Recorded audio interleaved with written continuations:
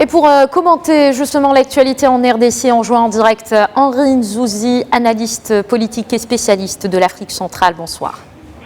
Bonsoir. Alors le prochain exécutif de la République démocratique du Congo est dévoilé, on le sait. Quelle lecture faites-vous de sa composition ?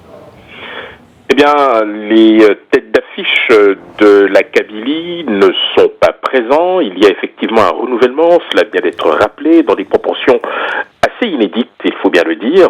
C'était l'un des vœux du président de la République de pouvoir entamer son mandat avec des visages neufs, de manière à imprimer une dynamique qui soit à la fois cohérente et consensuelle. Maintenant, c'est le principe de réalité qui va s'imposer à tous et chacun sera jugé en fonction des résultats.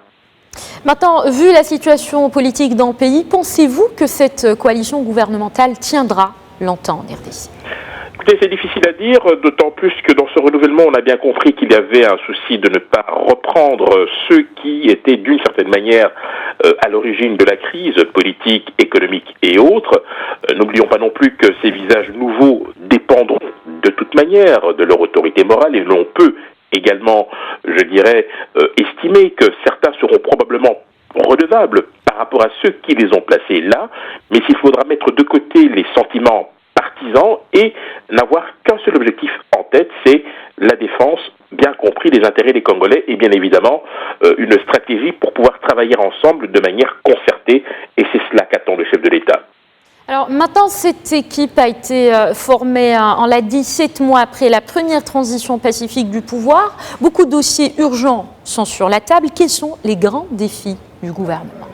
Alors bien évidemment, c'est de rétablir l'autorité de l'État dans des zones où effectivement il y a de sérieux problèmes. La lutte contre Ebola, cela vient d'être rappelé. Il faut aussi replacer la RDC à l'agenda international. Cela a déjà été fait depuis quelques mois par le chef de l'État, avec bien évidemment des rencontres aux différents niveaux, que ce soit au niveau de l'Union africaine ou au niveau régional et sous-régional. Il y a évidemment les réformes de structure et bien évidemment le développement intégral.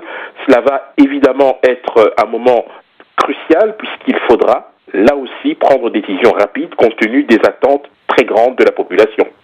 Merci beaucoup Henri Nzouzi, analyste politique, pour cet éclairage. Merci encore une fois.